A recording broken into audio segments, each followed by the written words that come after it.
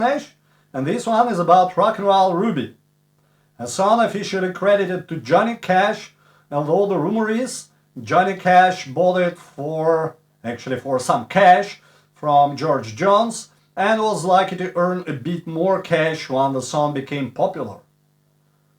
The guitar player on the original recording is, I think, Buddy Hollowbow. Hopefully it's the right way to say that, Hollowbow. And later he was replaced with Al Hobson because Buddy had an argument with Warren Smith about, guess what? Actually about cash, namely about royalties for Rock and Roll Ruby.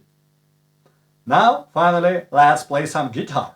The intro, it has this unison between low A on 5th string and something on 6th string.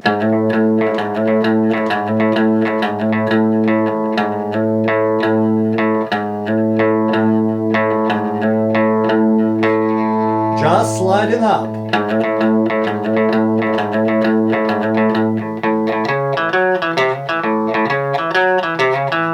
And this main riff.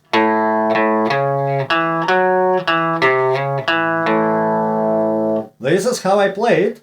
I started with using just index finger and ring finger of my left hand, but then I realized my ring finger was getting tired just about 1.5 verses, so I had to experiment with fingering a bit, and here is what I have now.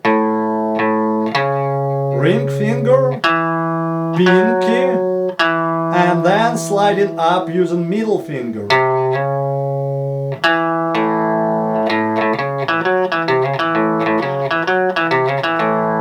This way I can play the riff as long as needed. And for the rest of the song, I mean the other chords, it's absolutely the same pattern, just different strings. So for D, and for E. And there is yet one more thing that I didn't play during the demo in the beginning, namely transition between verses and refrains. I put a quarter in the jukebox to get a little beat. Everybody started watching on the rhythm in a feet. Namely this line, starting from open D string. Rock and roll Ruby. And finally the ending, just like dozens of other rock and roll and rockabilly songs, like for example Rock Around the Clock,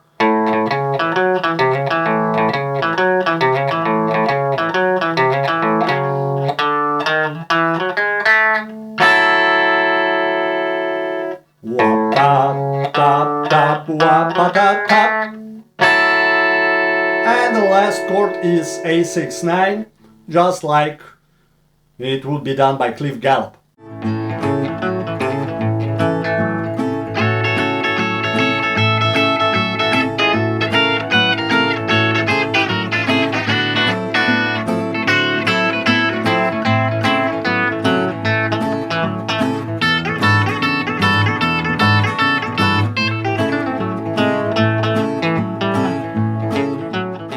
Well, that was me 3 times.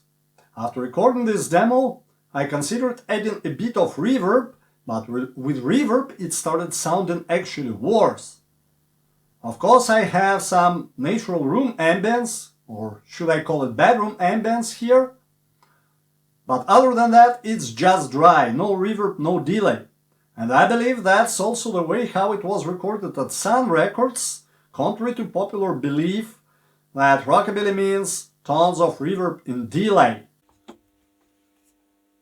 Now let's figure out how does it move from refrain to the solo.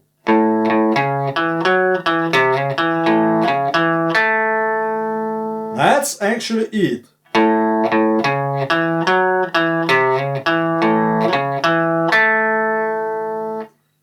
And then we have some really cool chord melody.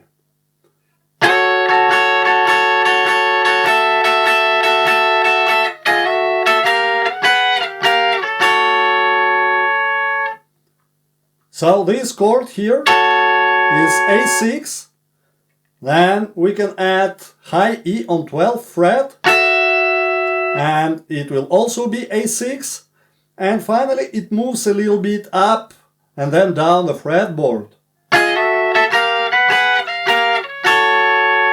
There is probably no perfect explanation. It just gets out of A and then gets back to A and sounds kind of nice and fresh. And then we have to move all the way down. All the way down to the 2nd fret.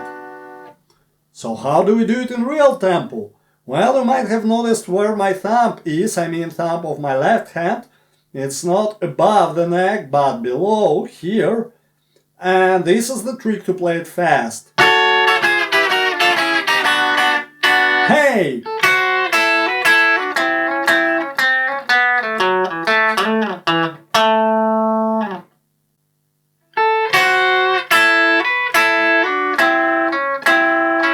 Two times with double stops and then just single note melody.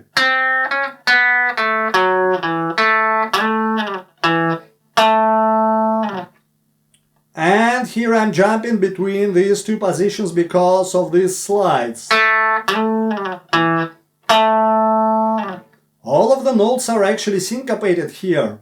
Let me hum them. 1, 2, 3, 4. Wap ta hum ta hum ta hum. And then we have some cool sliding lick.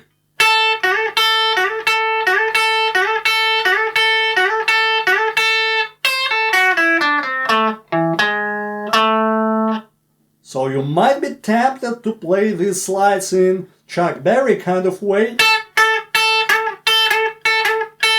But it's not like this. It's different rhythmically. It's galloping. Tam tabatam tabatam tabatam tabatam. It's a group of 1/8 and 2/16 notes.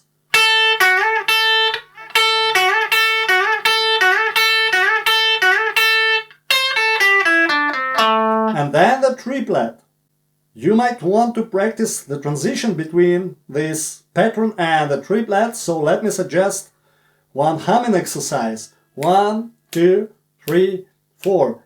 Tam taba tam taba tam taba tam. 1, 2, 3, 1, 2, 3, 1, 2, 3, 1, 2, 3. Tam taba tam taba tam taba tam taba. 1, 2, 3, 1, 2, 3, 1, 2, 3, 1, 2, 3.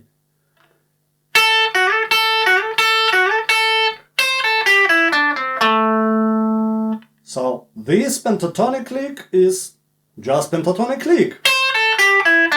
And then we have this. It's pretty similar to what we have already played.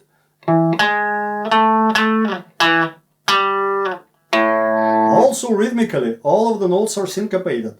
Wa-pa-da-da-ba-da-dam-pa-dam, dam-ta-ham, ta-ham, ta-ham. And now, to recap, let's play the whole solo.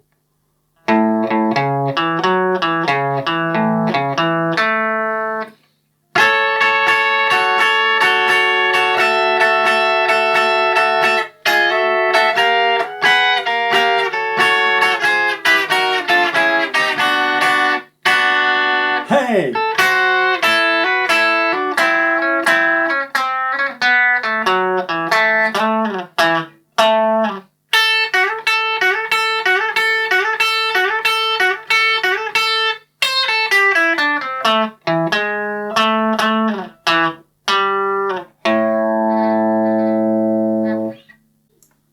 And that was Rock and Roll Ruby. Thank you for watching and hope to see you next time soon. Bye!